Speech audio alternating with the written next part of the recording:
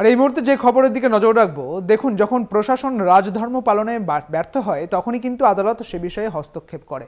আপনারা জানেন যে 17 আগস্ট সুপ্রিম কোর্ট যে শতপ্রণোদিত মামলা করে এবং এই বিষয়টি হাতে নেয়, অর্থাৎ আর জি করের যে হত্যাকাণ্ড, সেই হত্যাকাণ্ডের বিষয়টি হাতে নেয়, তখনই কিন্তু মঙ্গলবার যে নির্দেশ দিয়েছিল সুপ্রিম কোর্ট যে আর জি করে নিরাপত্তা দেবে সিআইএসএফ। আপনারা জানেন গতকালই সিআইএসএফ এর প্রধান তিনি হাসপাতাল কর্তৃপক্ষের সঙ্গে কথা বলে গিয়েছেন।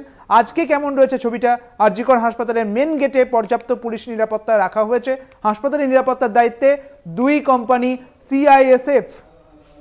এই মুহূর্তে সেই ছবি, হাসপাতালের নিরাপত্তার দায়িত্বে দুই কোম্পানি সিআইএসএফ। আর জি কর হাসপাতালের পুলিশ ফাঁড়ি এবং ব্যারাকেও থাকবে পুলিশ।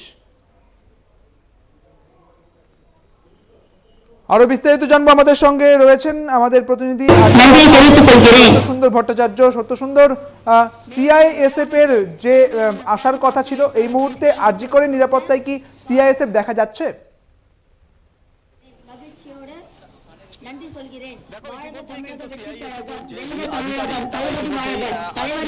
কলেজ হাসপাতালে এসেছেন এবং বিকেলের মধ্যে এই বাহিনী, যে দু কোম্পানি কেন্দ্রীয় বাহিনী সিআইএসএফ এর বাহিনী পৌঁছানোর কথা সুপ্রিম কোর্টের নির্দেশ অনুসারে, সেই বাহিনী এসে পৌঁছবে এমনটাই কিন্তু সূত্র মারফত জানা যাচ্ছে। সেক্ষেত্রে গতকালই সিআইএসএফ এর দুই আধিকারিক আইজি এবং ডিআইজি তারা এসে এখানে আর জি কর হাসপাতালের যে নিরাপত্তা ব্যবস্থা, সেই নিরাপত্তা ব্যবস্থা সম্পর্কে কিন্তু তারা খোঁজ খবর নিয়ে গিয়েছেন এবং তার পাশাপাশি গতকাল তারা সেই দুই আধিকারিক ডিআইজি এবং আইজি তারা কিন্তু লালবাজারে গিয়েছিলেন। লালবাজারে গিয়ে সেখানে পুলিশ কমিশনারের সঙ্গে কথাবার্তা হয়েছে। ফলে সামগ্রিকভাবে আর জি করের নিরাপত্তায় যাতে কোনো রকম কোনো ঘাটতি না থাকে সেই বিষয়টাই কিন্তু নিশ্চিত করতে চাইছেন সিআইএসএফ আধিকারিকেরা। ইতিমধ্যেই দুইজন সিআইএসএফ আধিকারিক এসেছেন আর জি কর মেডিকেল কলেজ হাসপাতালে। তারা ট্রমা কেয়ার সেন্টারে সেখানে তারা কিছুক্ষণ কথা বলেছেন এবং অ্যাডমিনিস্ট্রেটিভ বিল্ডিং এ তারা কথাবার্তা বলছেন। আর কিছু সময়ের মধ্যেই সিআইএসএফ এর দুই বাহিনী, তারা দুই কোম্পানি বাহিনী তারা এই আর জি কর মেডিকেল কলেজ হাসপাতালের নিরাপত্তার দায়িত্বে থাকবেন এমনটাই কিন্তু জানা যাচ্ছে।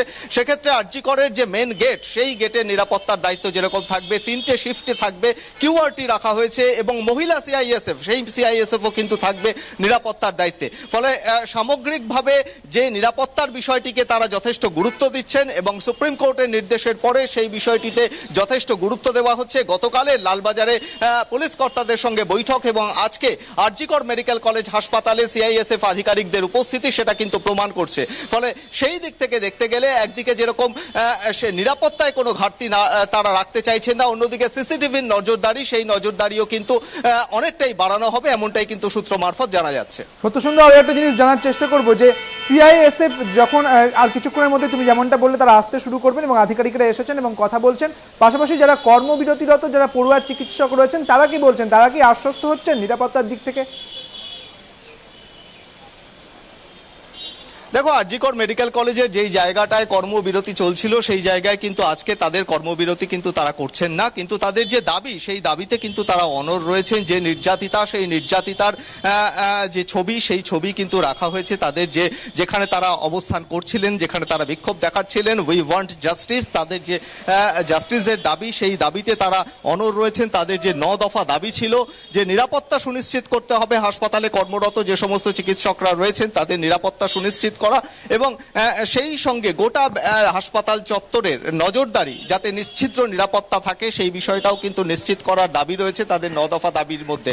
গতকালও আমরা দেখেছি যে সিজিও কমপ্লেক্স থেকে, যেখানে ইতিমধ্যেই সন্দীপ ঘোষকে, প্রাক্তন অধ্যক্ষ আর জি কর মেডিকেল কলেজ হাসপাতালের, তাকে দফায় দফায় জিজ্ঞাসাবাদ করা হয়েছে। সেখানে গতকালও সিজিও থেকে স্বাস্থ্য ভবন পর্যন্ত যে মিছিল হয়েছিল সেখানেও কিন্তু আন্দোলনরত যারা চিকিৎসক পড়ুয়া ছিলেন তাদের দাবি ছিল, এই 9 দফা দাবি ছিল, অর্থাৎ নিরাপত্তা সুনিশ্চিত করতে হবে, সেই দাবিতে তারা যেরকম অনড় থাকছেন।